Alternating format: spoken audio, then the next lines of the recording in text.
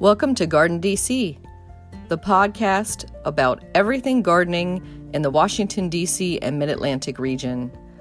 I'm your host, Kathy Jentz. I'm the editor of Washington Gardener magazine, and we're aimed at gardening enthusiasts, people who grow everything from edibles to ornamentals, natives to exotics. If it grows in our area, that's what we talk about.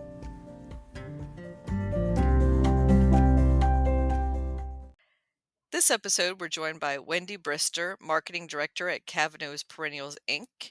And Wendy is a garden consultant. She is a designer and lecturer in the Mid-Atlantic area. She's also an adjunct instructor and a lifelong gardener and lover of native plants. Welcome, Wendy. Thanks for having me. So we're here today to talk about preserving, canning, freezing, drying, dehydrating. But first, let's talk about Wendy. So how did you first get into gardening? It was kind of a fluke. I grew up on a produce farm, and the last thing I ever wanted to do was garden or do anything with plants. I thought I was going to strictly go into education and that would be it. And then my senior year of high school, I got connected with a FFA advisor, and he put me in the school's greenhouse. And it's all downhill from there. But that sort of started it and got me involved and interested again, that there was more to this industry than just produce farming and crop farming. So I went on to college and I got a degree in landscape architecture and realized that I liked the plants more than sitting behind a computer. So I took every horticulture course I could get a hold of and networked as much as possible and learned as much as I could early on. So that was the beginnings. And where was this produce farm? In Lancaster, Pennsylvania? It was in Lancaster, Pennsylvania. Yeah. And that's still where you're based out of now, correct? I'm based out of York, which is right next door. So to my family, I've crossed the dark side and I've crossed the Susquehanna River. But to most people, it's not that far. And it is a beautiful farming area there. Yeah, it is. It's very pretty. So what brought you into native plants from produce? Well, I was first exposed to natives in college because I was fortunate at the time I was at Temple. John Collins was the chair of our department, and he was a huge advocate of native plants. And he actually got me to the Millersville Native Plant Conference for the first time. And my husband and I went, and we met all kinds of really cool people, and we were really hooked. And at the time, too, when we were in school, native plants and sustainability was a big emphasis of the program. So early on, we were exposed. As we got out into the industry afterwards, we realized that, wow, the rest of the world really doesn't have that much, knowledge about all of this. And we had to learn more mainstream landscaping and get involved that way. But it was always in the back of our heads. And probably about 10 years after graduating, my husband and I decided to start growing plants, and we focused on a lot of natives. And that was sort of the start. And that led to me getting more involved again with the Native Plant Conference in Millersville, because I knew it would be a great marketing outlet for our plants. And then things just progressed from there. And I eventually, down the road, ran the conference. So it's amazing what can happen if you're at the right place at the right time. Definitely. And you also have offered a service called Harvey's Gardens where you source native plants. Yeah, and that was the name of our nursery. So as the nursery evolved and we had a family and various things happened, we stopped growing so many of our plants, but there was still a need. And so I started sourcing plants for homeowners. This was a common practice that you'd have plant brokers on the wholesale end for companies, but homeowners couldn't find the natives at their local garden center, or they couldn't connect with the right landscaper who could find the plants they wanted. So I was able and fortunate enough with my connections, I could take a homeowner's plant list and I could find everything they wanted within 2 or 3 week period.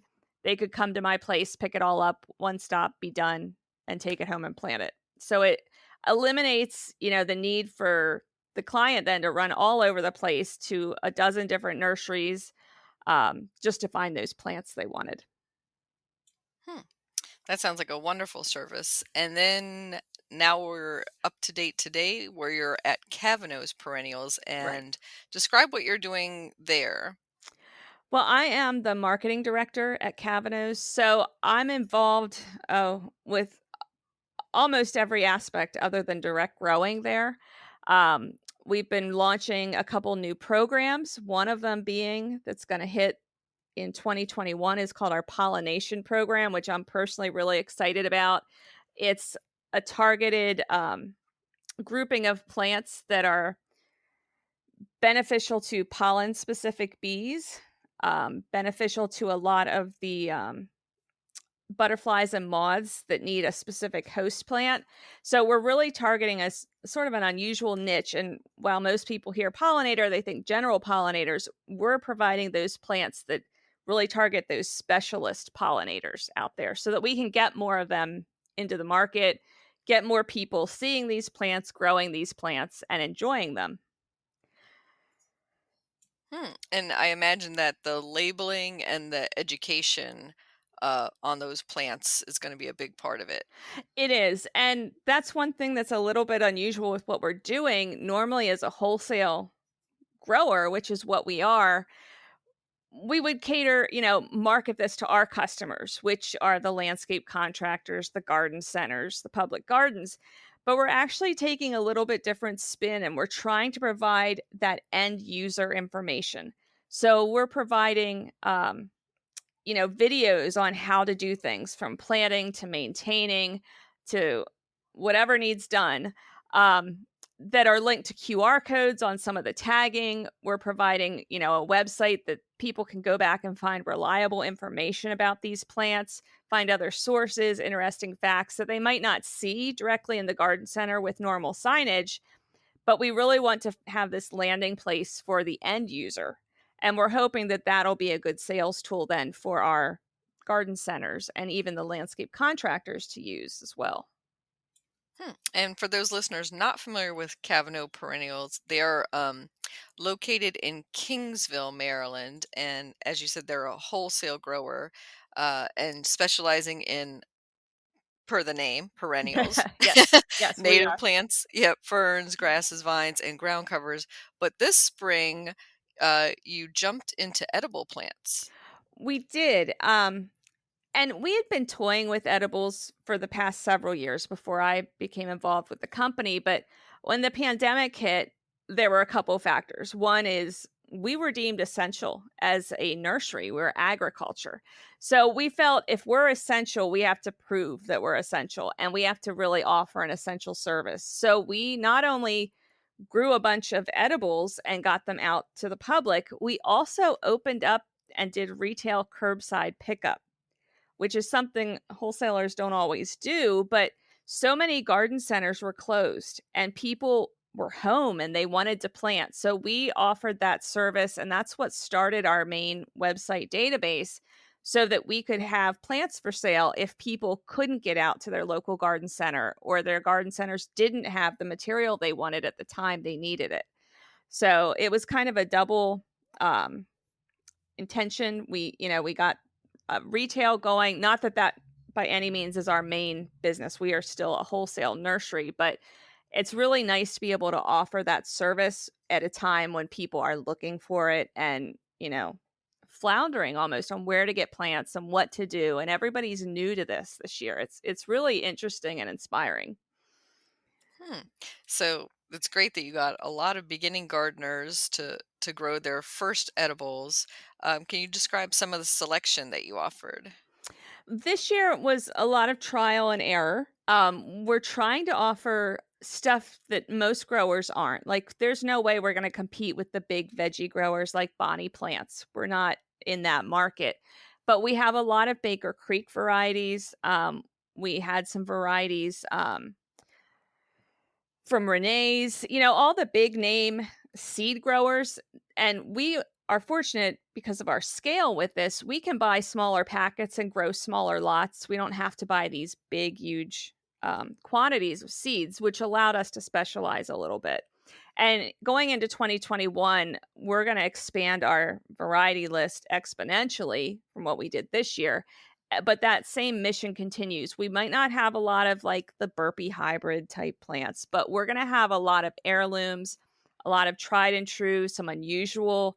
And we're even doing some specific like mini programs. We're going to have like an Italian series, an Asian series of vegetables. We're going to get into some like teas and tincture lines, maybe some dye plants, and different things that people can, capture and buy a group of plants that they might find a different use for.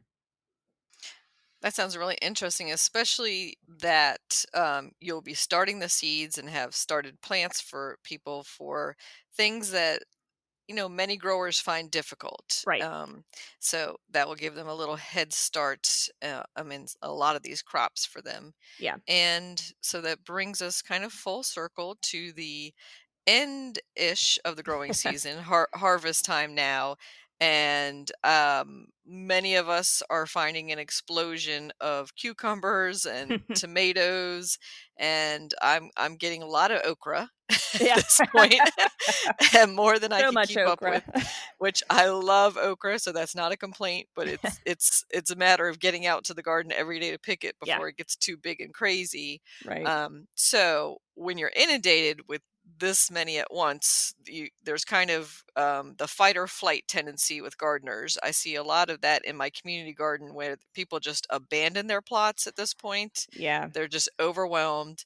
And then other people are just fighting it, literally, just picking everything they can and ripping out the zucchini vines and throwing them into the compost pile.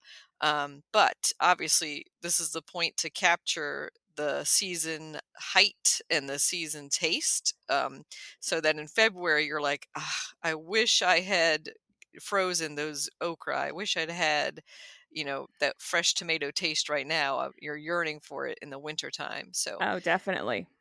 mhm. Yeah, and there's so many ways to do it. And I guess over the years, I've been canning and preserving since, for at least 20 years. And growing up on a produce farm, we did it growing up. So back then it was all, we froze everything. So I've been doing this forever. I found a lot of tricks and ways to make things easier, which is always good. And, it doesn't have to be as intimidating as some people think. You read the ball book on canning and it kind of gets scary and overwhelming that if you don't follow these steps, you're going to fail, but when you break it down it's really not that hard. So we can talk a little bit about that. Yeah, and easier and less expensive Yeah. methods are always great, and to get people started in there. And yeah, I do know what you mean by some of those canning primers and those books. They Yeah. have such scary warnings that Right. not just that you're going to lose, what you grew, but that you're going to kill somebody. Exactly. I'm like, that is so rare. I know. And you really have to almost like purposely make a mistake in Right. that area, and most of it is very obvious. So yeah, Yeah. that we should talk about eliminating some of that fear and trepidation, Right. because they do have to be upfront, and we'll be upfront too, that Yes. you have to be careful, and obviously you don't want to make anybody sick, Right. but I would say it's the same odds as buying lettuce from the grocery store. Oh, And exactly. yeah. Yeah. Yeah, it's very comparable to that. Mhm. And it was funny when I told some of my coworkers I was doing this, the first comment I got was, "Oh my goodness, I've never canned. Someone told me we might get botulism. So how do you prevent that?" And I said, "Lots of lemon juice. Buy stock in lemon juice." And so that's probably one of my big tips is, lemon juice and vinegar are your friends with canning. Mhm. So, So the key yeah. there is some acid. So Yes. Yeah. it's I would think the trickiest thing, and I've never attempted to can it myself, would be something with a low acid like apple butter. Yeah. And I leave that to the professionals. Right. Right. So probably, I guess we should start at the beginning. Maybe let's start with freezing, because that's something it takes very little input as far as materials and supplies you need to buy. And it's probably one of the safer preserving methods as well. Mm-hmm. So freezing, everybody's got a freezer. How big of one, that's up to you. I know freezers were hot this year. Like stores can't keep them in stock because everybody's home.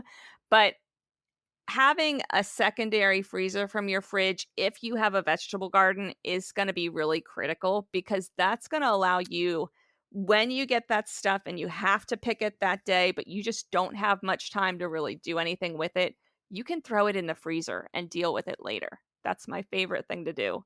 So when all these tomatoes hit, and I go a little overboard. I had 35 tomatoes in the ground this year. And thinking early on, oh, they're so slow, I'm never going to get anything out of it. Well, then I started picking cartfuls. Like, I have a cart that's 3x4 in size, and it would be solidly covered.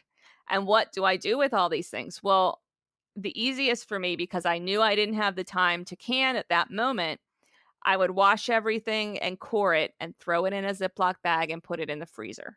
And then I could deal with it later. And that's a relatively quick process. And with freezing tomatoes,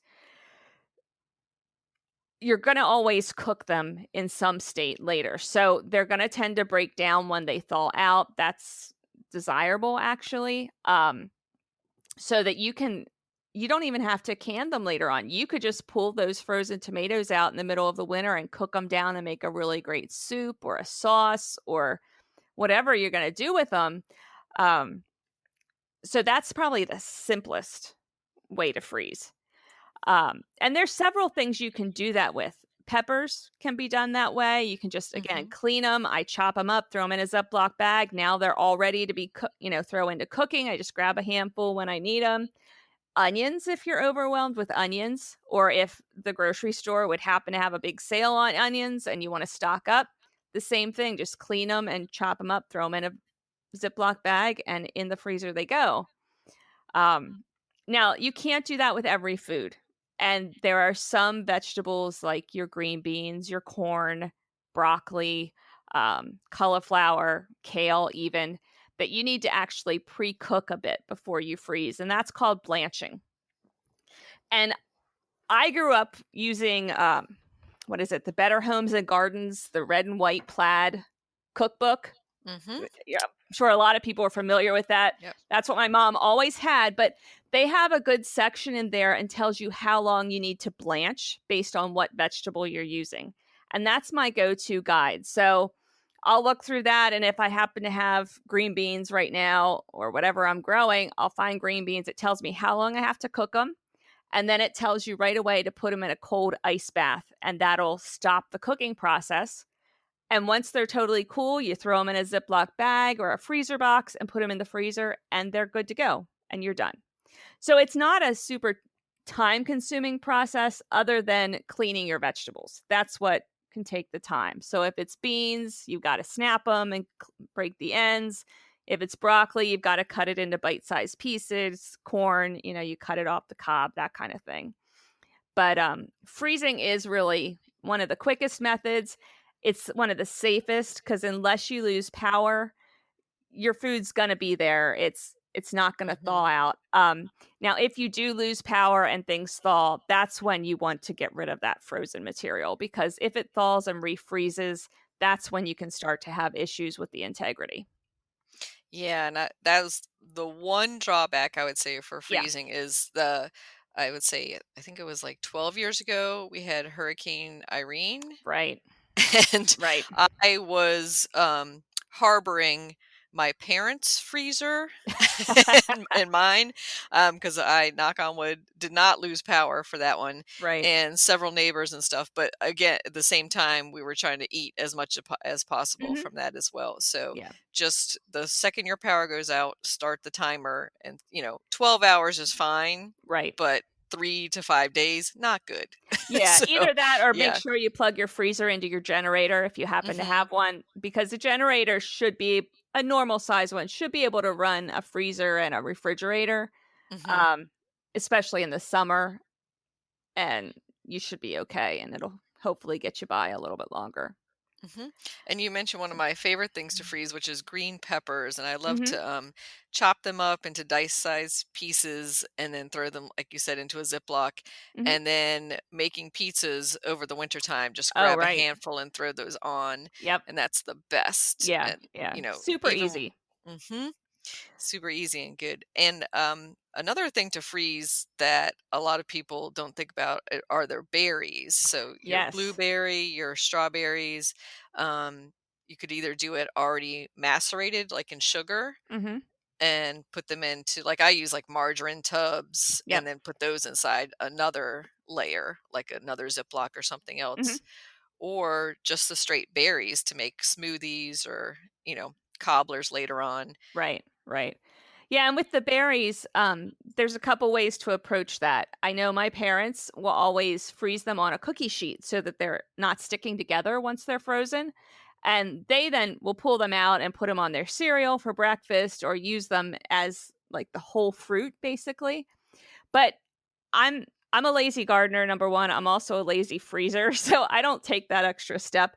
I usually just wash those kind of things, throw them in a box, and I don't always use my berries to eat them as the whole fruit, but I'll throw them into muffins or baked goods or that kind of thing. And then it doesn't matter so much if they stick together during the freezing process. So there's harder ways to do it, more labor intensive, and there's quicker ways. But depending on how you're going to use the end product, you can make that decision on how you're going to tackle the project. And you could So, always do a hybrid of, I do quart-size containers of service berries when I'm picking them in June because I know that exact quantity is exactly what I need to make one cobbler. right, So right. that's already pre-measured for me. I can just grab it from the Yeah, freezer and pull it out. And then you could always do a cookie sheet or two and have those as separate, nice for throwing on top right. and making some nice decoration. That's So right. that would be kind of your save for good. Right, right, The ones exactly. for show and then the ones for cooking. That's right. Yep. And when you do them on the cookie sheet then too, just to make sure it's clear, once they're frozen, then you can take them and put them in a box Hmm. or a Ziploc bag, and they just won't stick. It's not that you're keeping on a cookie sheet forever, because Hmm. then you risk freezer burn and some other they'll get funky and just Yes. not as Yeah. desirable. You're But just that freezing them, yeah, in perfect shape, as Yeah, good as exactly. possible. But Hmm. that's a great point about measuring it into quart containers, because I do that with peaches and pears and even apples, because then I'll pull them out and they're the right size for a pie. So all you have to do is thaw it out. They're already cleaned, ready to go. You don't even have to do like your filling mix ahead of time. You can just take that frozen fruit, let it sit on your counter a little bit, thaw out, and then throw your stuff in and make a pie. So it's a time saver on that end too. Yeah, a little bit of prep in advance, Yeah, even when you're super busy now, helps a lot. right. And I was going to ask you about labeling. So once things go in the freezer for me, Hmm. I find it's kind of this black hole that you forget about. So Right. I have a big Sharpie and freezer labels that I try to write really big what it is and the date on there. Yes. But I do know other people keep kind of like a chart or an inventory on their door of the freezer. So, like maybe on a whiteboard of what's Right. going in and what's going out. Do you do that, Wendy? I don't. I've tried, and I'm really not good with that much organization. So my method is that I keep masking tape, and that's what my family's always used forever to label their boxes. Is we'll put a piece of masking tape on the lid and then write on it with a Sharpie. I know my grandmother used to use more of like an oil-based pencil that they would then wash off of the lids later, but I still have some remnants because I have some of her old freezer boxes with her handwriting and those oil-based pencils on them. But for general use, so you're not constantly, crossing out a name, we always put masking tape or some other type of freezer safe label on there, and that's how we do it. And again, marking the date on there is crucial because while freezing, some things you can get, I've stretched it to 2 years past frozen. I usually don't like to keep my frozen veggies or fruits past a year from when they were done.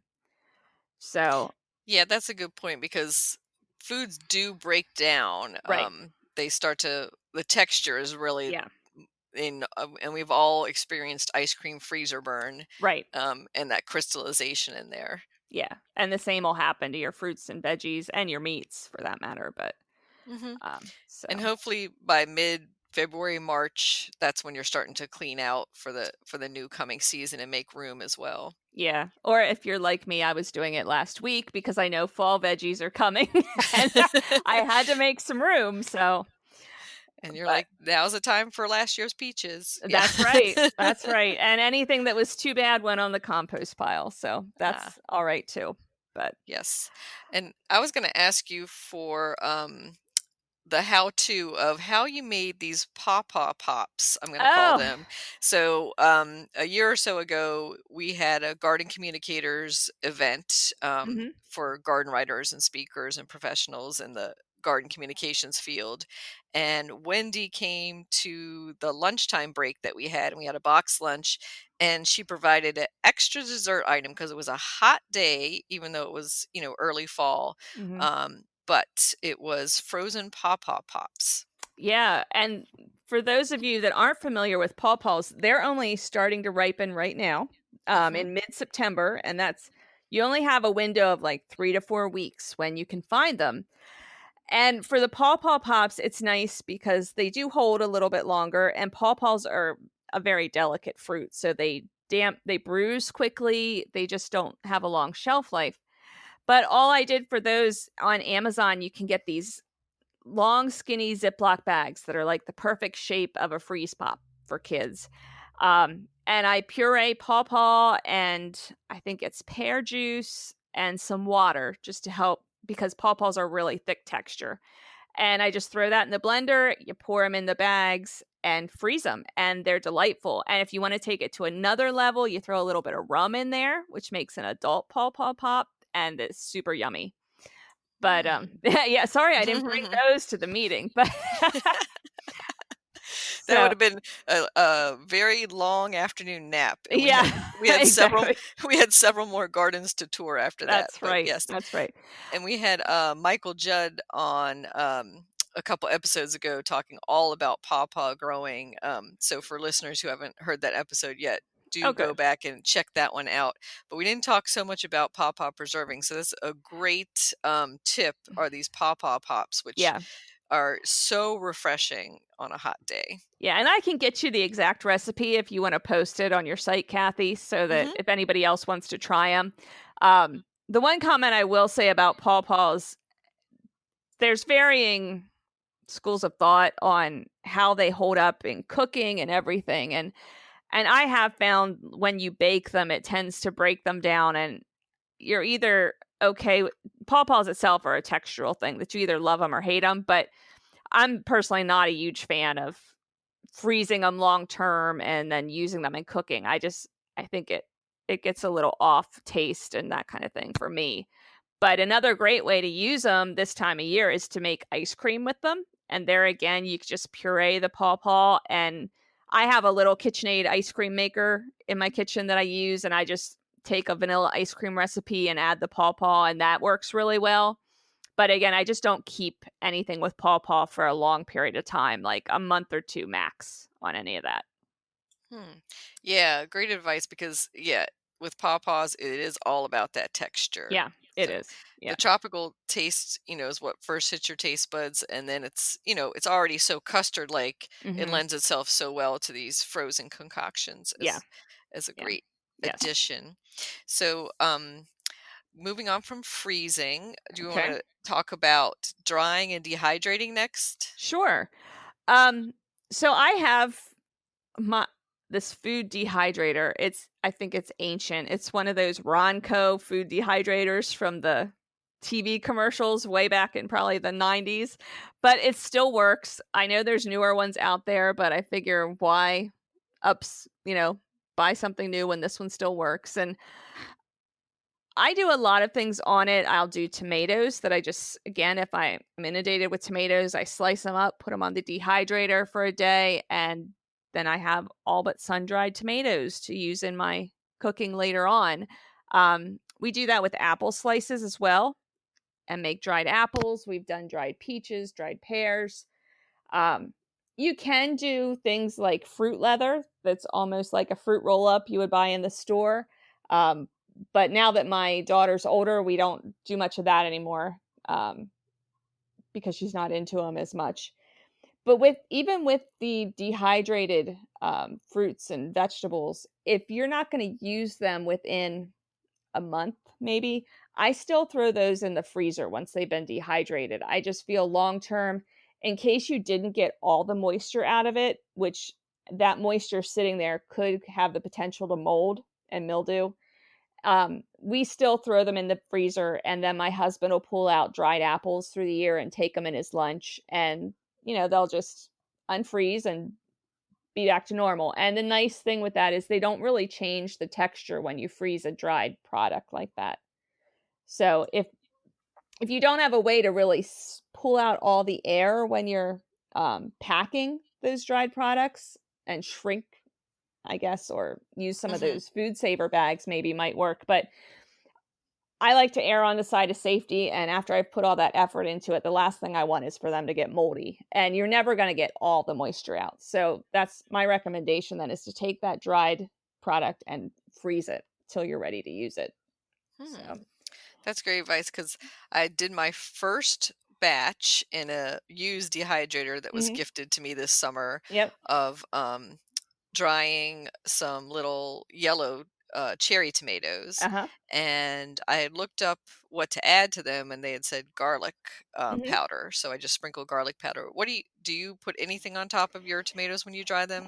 I don't. I usually just dry everything and let it go, because then I'll add flavoring and seasoning later. But that's a great idea, actually, because that would help absorb it into the fruit before it's totally dehydrated. So. And these were so sweet that I thought they needed a little something to them. And then I just gathered them up and put them in a large mason jar in the fridge. But I think you're right that I might go to the next step and freeze what I can't use in, say, the next month or so. Yeah, and with the dried stuff, when you freeze it, that I can get longer than a year out of if I don't go through it all, because it doesn't have the high moisture content, so it doesn't tend to get icy like some of your other vegetables might. And I've had dried tomatoes last a long time, and then they're super easy to reconstitute. We'll throw them in soups or whatever. Heck, you could even go back and make tomato soup out of them, totally reconstitute them with a little bit of sauce or something. But really easy to use and handy for whatever you're doing in the winter. And for drying, if you don't have a dehydrator, you could use, of course, your oven on a low setting. Right. But it does take several hours. I found I had to do the tomatoes in 2 night batches. Yeah. Because they're so full of moisture content, even though I picked, the tomatoes that had the thickest skins and the most least amount of seed material in them. Right. Yeah, for drying in the oven, generally I like to do herbs and things using that method because it doesn't take as long. But you're right, when you have high water content items, it's going to take much longer. And if you can afford to tie up your oven for that purpose for that long, just keep in mind it could be 12, 18 hours sometimes that you're running your dehydrator, whatever method you're using. So if you can afford to have your oven tied up, that's fine. But usually, maybe not this year, but other years, it's fairly easy to find used dehydrators out there on like Facebook Marketplace or Craigslist or whatever, because people try them and then they think, oh, I don't use them enough. So I would say invest in one if you think you might be interested in it. It's worth it to have. I'm not a big one on having tons of appliances all over the place, but I think a dehydrator is worth the investment. And it's something that you could share amongst a group of friends. Oh, so sure. You could do, a batch or two one week, and then somebody else has a batch or two. Right. Yeah. And I call my little unit R2D2 because it does take up a bit of room. Yeah. So you will need a little bit of storage for that right. Versus other appliances. For dehydrating herbs, you could always, of course, just hang them straight the old-fashioned method. Yep. Right. That's an easy way too. But the one thing I love mine for is hot peppers. I'll put hot peppers in there and let them dehydrate, and it just is so easy. And I don't have to, once they're dehydrated, they don't tend to give you that burn if you aren't wearing gloves as easily. And then again, I'll just throw those dehydrated peppers in the freezer. And I've been using my peppers from last year in all my tomato products that I'm canning this year. So it's kind of nice to have them all ready. It's one less thing to cut up this time of year, which is nice. That's really good. So. And what herbs do you recommend for drying versus maybe using other methods for preserving them? So, because some of the woody herbs I would think would be a lot easier, like the Mediterranean herbs such as oregano and thyme and rosemary, versus like the more herbaceous herbs like basil and parsley. Yeah, the herbaceous ones, definitely, you could almost just hang them upside down and do them. I know growing up with parsley, my mom would always cut it and freeze it. And she'd put it in a little pint-sized freezer box. And then when she needed it for cooking, she'd grab that box and take a little paring knife and just scrape off as much as she needed. And that was a nice way to really, it kept that bright green color. Again, it was super easy because you don't have all those extra steps. So that's a neat way to preserve your parsley. Basil doesn't do that so well. With basil, the other way I like to preserve basil is make it right into a pesto, and then I can freeze that pesto. And I like to put it in ice cube trays, and then you can just pop out a cube, or you can put all your cubes in a Ziploc bag and just grab a cube when you need it, and it's ready to go. The one thing I do with pesto is I will put a layer of olive oil over the top, because then that helps keep the basil from browning quite so much.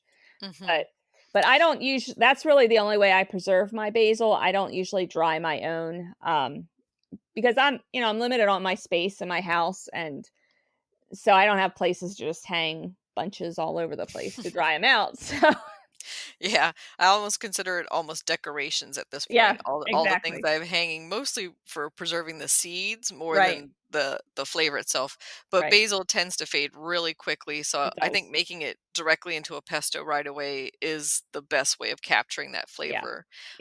And when you mentioned ice cube trays, I had to laugh a little because some of the buy nothing and free cycle groups I'm on, that is a proverbial item that everybody asks for is old ice cube trays, because now with people with ice makers in their fridge, they don't come with ice cube trays anymore.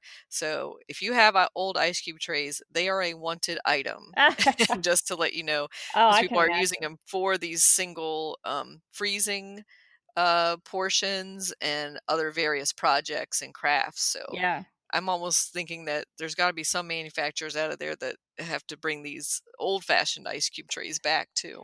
Well, they are. I've noticed that because our ice maker, we stopped using it a year or so ago. And I'll admit, even before COVID, it was hard to find them. But now I am seeing them more on the market. So you are able to buy ice cube trays a little more easily.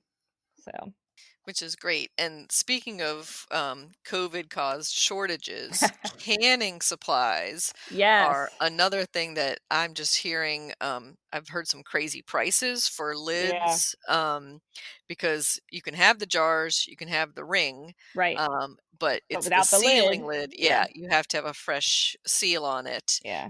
So let's talk about canning and maybe starting with pickling or something easy. Yeah. And yes, canning supplies are the new toilet paper. So don't expect to go out after this talk and find everything you need at the grocery store. It's not there. So I'll be straightforward with you. Every place I go, I check. And if you can find a case of jars, that's like gold right now. So, but yeah, pickling's probably one of the easiest ones. And with there's a couple sort of schools of canning to make it safe. The one is a low pH canning, and that would be your pickling or your tomatoes. And you need something to acidify it, and that's what helps preserve your vegetable. So with pickling, for the beginner, I would get some of the mixes out there. Like Mrs. Wages makes a couple different flavored mix for pickles. And they're just going to be a lot quicker turnaround for you than some of the old recipes that like my grandmother used. I know she would sit things in crocks for weeks and weeks, and you'd get this mold layer, and it was disgusting. But it turned out a great product. But most people there, again, don't have the space or the patience to go through that whole process. But some of these mixes allow you to do a real quick pickle that, you might have to soak them in the brine that you make overnight or a day or so, but then you can put them right in jars. So it's a quicker turnaround. One thing, I have a recipe that my family's used that's just a dill pickle brine. And it's nice because you don't have to do a big batch. So I can make the brine, which is basically vinegar, salt, and water, ahead of time and put it in the fridge and just heat it up as my pickles come in. And then I can a jar at a time, or however many jars I get. So rather than waiting till you get, half a bushel of cucumbers to do this big batch, you can do these smaller batches. But with pickling and with anything, even though you have the vinegar in there, you still need to water bath them afterwards. So you'll go through the steps of, soaking your cucumbers in the brine and putting them in the jars, and your brine will need to be hot. Your jar lids will have to be hot. All the canning books will go through all those steps. And then depending on the size jar you're using, you'll also heat them in a hot water bath from anywhere 10 to 15 minutes up to 25 minutes, depending on the size of your jar. And I have to recommend one of my favorite book references. There's the Ball Book of Canning, but I really like Daniel Gasteiger's book, Yes, You Can. And I think it's Preserve and Eat It Too, or something is the rest of the name. Yep. It's out of print, but you can buy used copies, and it is so worth it because he will go through step by step, like any possible food item. And he'll tell you the pros and cons of canning versus freezing and how he does things. And he also gets into timing and safety, which is really important. But it comes across not quite as scary as some of the other canning books, I think. Yeah, and Daniel, I miss him so much. He recently passed away of cancer, and he was a garden writer friend of both of ours, and based in Pennsylvania. And he did give several local talks on canning, and he was a great resource. So I will put that link up on the blog post with this episode. Okay, cool. But with pickling, not only can you do cucumbers, you can do things like pickled zucchini, you can do pickled peppers. I've seen some people do pickled asparagus or green beans. So depending on how creative you want to get, there's lots of ways, lots of different vegetables you can do. And that's probably the simplest. But then we go on to tomatoes or anything tomato based. And that could be your sauces, your salsa, whole tomatoes you might can, or things like that. And when you do whole tomatoes, it's a time-consuming process because not only do you have to go through all the canning and heating, but you have to skin the tomatoes. So in order to do that, first you have to put them in a scalding hot water bath so that the skins come off easily.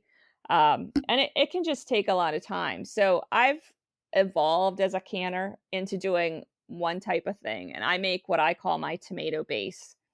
And that's basically a thinned down sauce because this time of year, I don't have time to sit and wait for sauce to cook down. The last thing I want to do is watch a boiling pot for 2 days. But I'll throw everything in a pot, all my cut up tomatoes, and then I'll add things like carrots and peppers and onions, celery, that kind of thing for flavoring, and cook it down until it's all soft. And then I throw it in my Vitamix.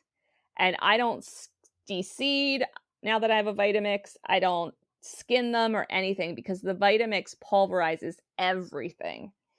And the nice thing with that, it's basically a thicker juice. So it's more like a thick V8 kind of mixture. But then I'll heat that back up and add additional spices or hot peppers or whatever flavoring I want, and then can that. And I've found that's really handy because if I want to turn it into a tomato soup in the winter, I've got the basics of it ready to go. It just needs to thicken up a little bit. I've used it in things like stuffed peppers to mix with the hamburger and that kind of thing. It makes a great Bloody Mary, in the middle of winter when you need that fresh taste. And I found lots of uses for that base product, basically.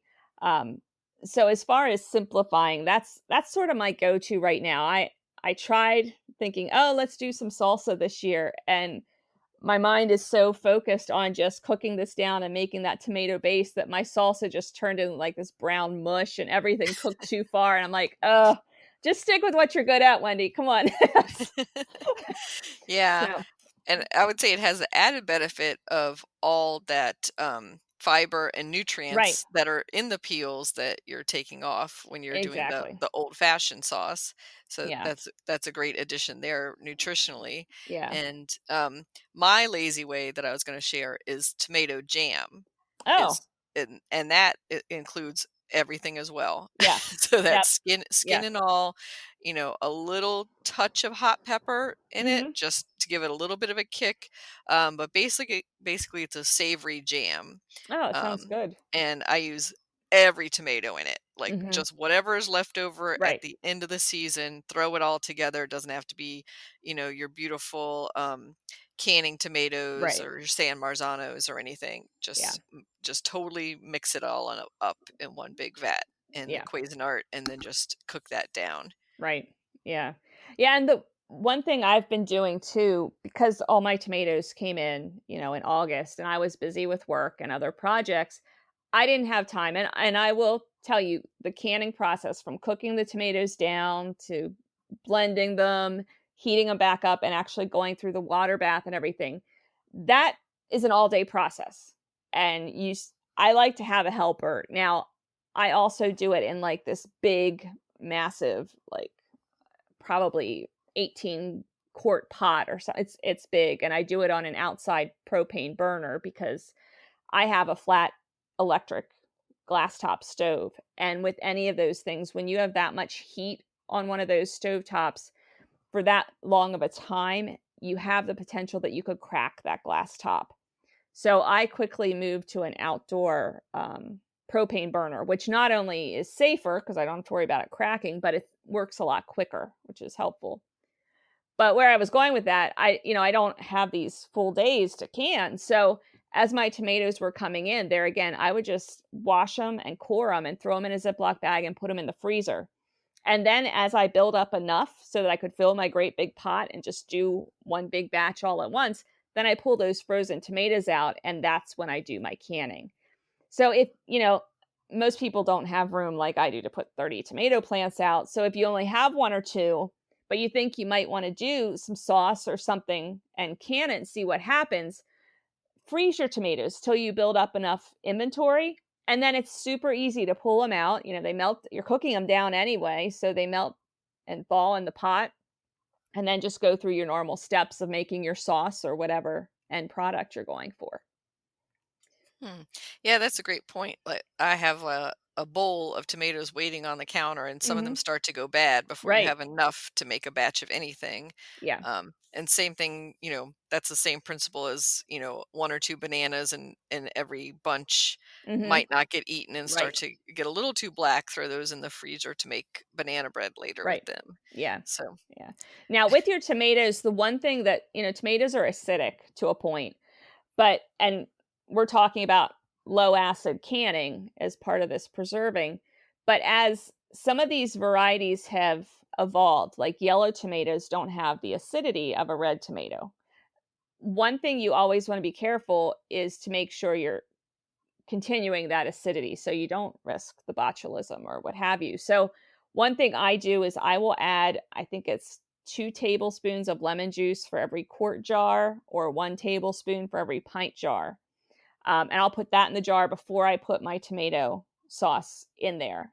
And that just helps make sure that your pH is low enough that you don't have issues down the road. hmm and you can buy also citric acid Yes. powder. Right. So if you don't have fresh lemons or lemon juice on hand, investing in a bag of citric acid Yeah. powder, which can be mixed up and used for cleaners and other things in the kitchen, that's a big help for canning. And I will say that I ordered some last winter just by chance for another recipe, and I'm glad I did, because that's another shortage item that I'm finding out besides the pectin and the lids and citric acid, as people are realizing now that they're going to need those for preserving. Right. So I guess the next step then, after you do like a low pH canning, would be to do a sugared product. And sugaring is another method. It will give you your jams and jellies or possibly sauces that you might make. But basically, by having a high sugar content, that helps aid in that preservation process. Now, with the jellies, I know there are recipes out there that don't involve, the packaged pectins necessarily, and they're okay, but I would recommend for any newbies, buy a box of pectin. It's pre-measured. It's really a no-brainer. Like Sure-Gel is a good variety. There's some other ones out there that give you a little more customization, but I like the Sure-Gels for new people to canning jams and jellies, just because it spells out exactly, like it'll tell you what fruit you're using, how much fruit, how much sugar, and 1 box of pectin. And the pectin is what thickens it. And it spells it out really simply, how long to cook it, and then how long to water bath it, and all the steps you need. And I think until you're comfortable doing it, that's a simpler way. It's sort of, not that it dumbs it down, but it's very clear as far as your steps. And then as you get to doing it, then you can start getting creative. And I've like combined 2 different fruits or things like that, and you learn how to adjust, your measurements based on that. But initially, I really like, some of those prepackaged options. Yeah, and that's a great point. And also that you need to check the expiration date. Yes. Yes. I haven't come across any, say, in my local hardware stores that's expired, but in my grocery store, I have. Oh, really? That they are selling either close or past the date, because you think it's a shelf-stable product, but it's not. It's not. That's right. And then once you get, a little more experience, I know there's a great author up our way. She's written a book called Food in Jars, and she does a lot of small batch jams and jellies. She'll do like tomato jams and all this crazy fun stuff. And she doesn't use like the Sure-Gel mixes, but she'll have other methods. So once you're a little more comfortable, then you can sort of get into the more creative, customizable recipes. So. Yeah, and I took her class. It's Marissa McClellan, right. Food in Jars. She's given a couple courses at the U.S. Botanic Garden, and she has a great canning 101 on her website. So it's foodinjars.com. Yeah. And she has a few pectin-free, I guess, methods to experiment with. But yeah, I would consider that kind of a 2.0 level, right, once you've got the basics down, as you said. Exactly. To experiment with. But she has some great recipes, so if you're looking for some interesting flavors, she has a wonderful pear jam that's so good. She did that in the U.S. Botanic Garden class that I took, and we got to take little jars home, and I practically licked that clean. I was like, this is all? Oh, I want more of this. So that was so good. So any final tips on canning, Wendy? Yeah, I think the other thing, and I've gotten this question a lot. I've heard people say, well, how did my grandmother can green beans or can squash or can some of these other things that you're not talking about? Well, anything that's not a low acid or a highly sugared product, you have to pressure can, meaning you can't use a water bath canner, which is the less expensive method. And you actually have to buy a pressure canner, which is a pressure cooker. And I think that kind of fell out of fashion several years ago, because like the old ones were known to have explode in the kitchen and people got scared by it. So that everybody sort of leaned more toward hot water bath canning. But now they've made some much safer pressure canners, and that's really the only safe way. And like the extension services will tell you that too, that if you're doing green beans or squashes, or I don't know what else you might be canning, but you can can other vegetables, but they have to be done using a different method. And now you're talking, before the pandemic, some of those pressure cookers were $200-$300. So I can only imagine where they're at after, during a pandemic, and you probably can't even find them right now. So just beware, you really want to stick with the recipes, and there's a reason why you don't see canning butternut squash on every shelf in the grocery store, because you need special equipment. So. And for farmers or small scale growers, there are facilities that you could bring to can for you. Yeah. So to do that process, especially for the low acid ones. So I would recommend that if all of a sudden you had a ton of pumpkins, say, and wanted to can a bunch of pumpkin pie filling, that you bring it to one of those facilities. And your local extension agent, usually has a list of those resources and that's mostly for small scale farmers that just have like a kitchen garden, that they would be doing it. Say for canning creamed corn, that might be one of those products. I don't know how much you love creamed corn, but you better love it a lot to go to that extent. Yeah.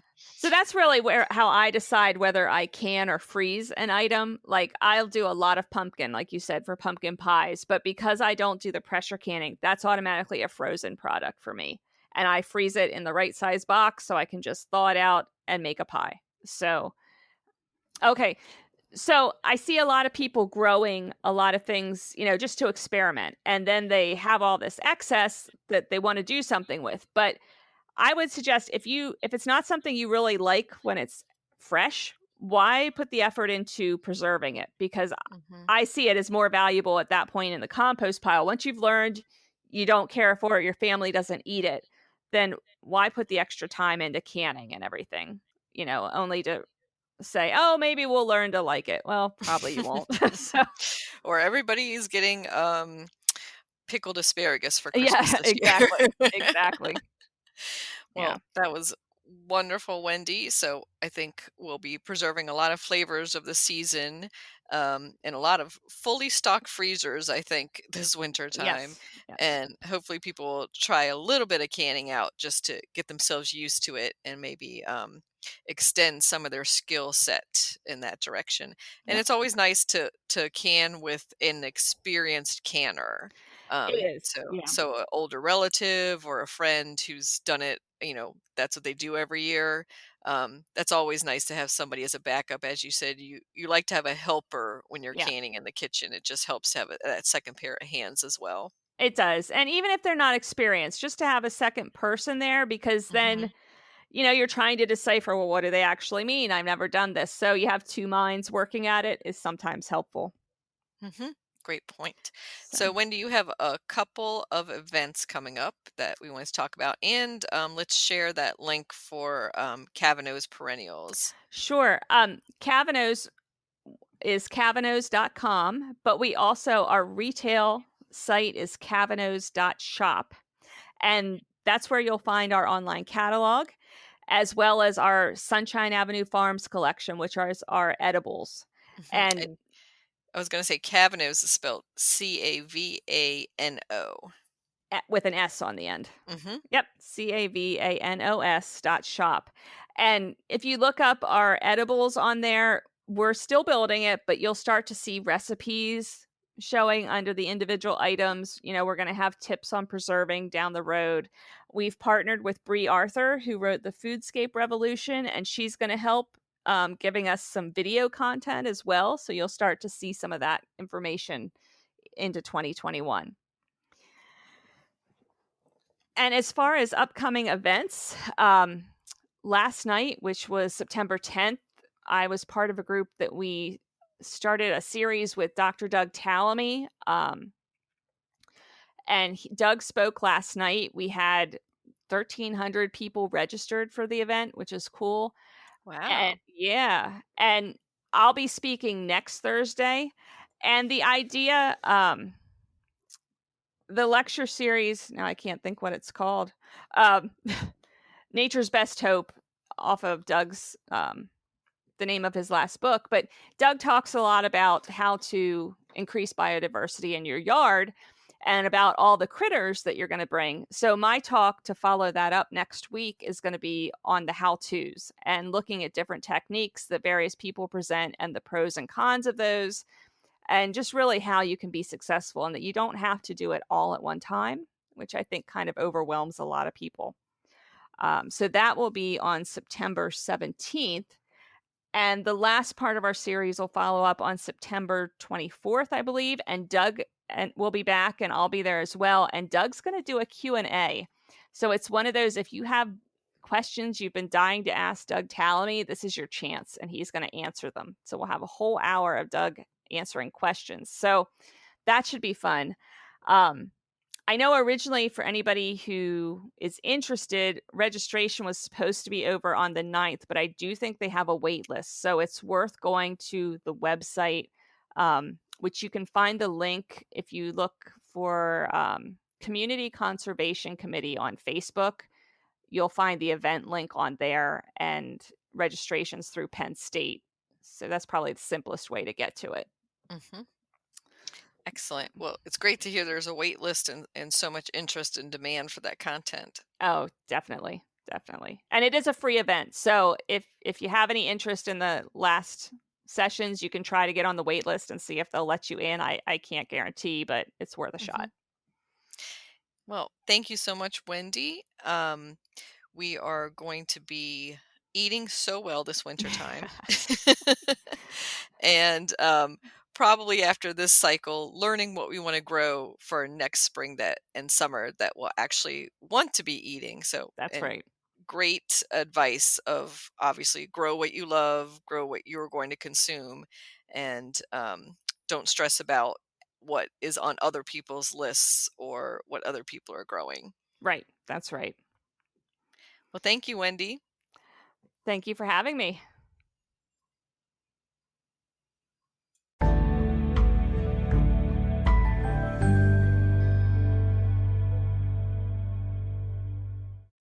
Plant profile, Great Blue Lobelia, Lobelia syphilitica. Great Blue Lobelia is a good plant for attracting pollinators with its brilliant blue-violet flowers in mid to late summer, when many other things in the garden are starting to look tired. Blue Lobelia is a native perennial plant to the eastern half of the United States. It is a woodland plant that prefers part sun and even moisture. Do not allow it to fully dry out, or it starts to get a bit crispy around the edges. It grows to about 1 to 3 feet high. It tolerates most any soil type, heavy clay to sandy. To propagate it, divide clumps in the spring. It does also reseed a bit, especially in a damp yard, but it is very easy to pull up where you don't want it. The white version is just as tough, though I have found it harder to propagate it. It has no pest problems, is deer resistant, and tolerates drought. The best part is that it blooms for more than 6 weeks straight. Great Blue Lobelia, you can grow that.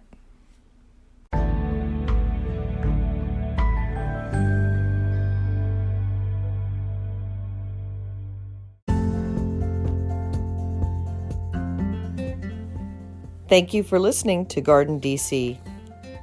You can become a listener supporter by going to anchor.fm/Kathy-Gents/support.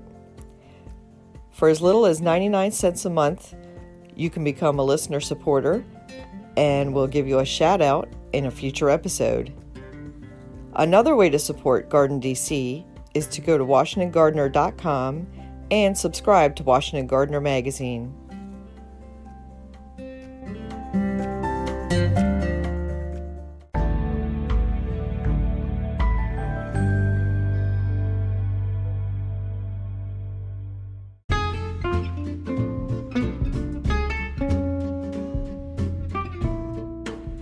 For this week's What's Blooming in the Garden, I wanted to share one of my all-time favorite flowers, Toadlily tricertus. The common name sounds so ugly, but it's such a beautiful flower. It looks like tiny orchid sprays, and the samurai variety is blooming away right now in my garden, and I have about 5 other varieties that will be coming into bloom in the next few weeks. It's a early to mid-fall bloomer, just when you need it. And After planting, they take virtually no care. You can fertilize them, but I just throw leaf mulch around their base a few times a year. If you want to divide and share them with other gardening friends or relocate them around your garden, do so in the early spring to let them settle in before the autumn bloom cycle. The only other advice I can share is they can get a bit tall and lanky, which makes them easy to knock over. So keep them out of prevailing winds and plant them next to something they can lean on.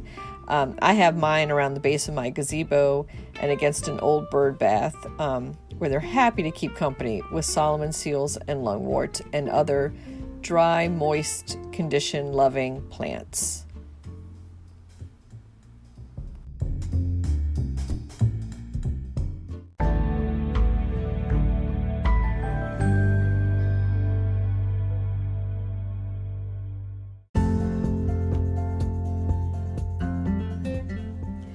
You can find Washington Gardener online at washingtongardener.com, on Twitter at WDC Gardener, on Instagram at WDC Gardener, and on Facebook.com at Washington Gardener Magazine.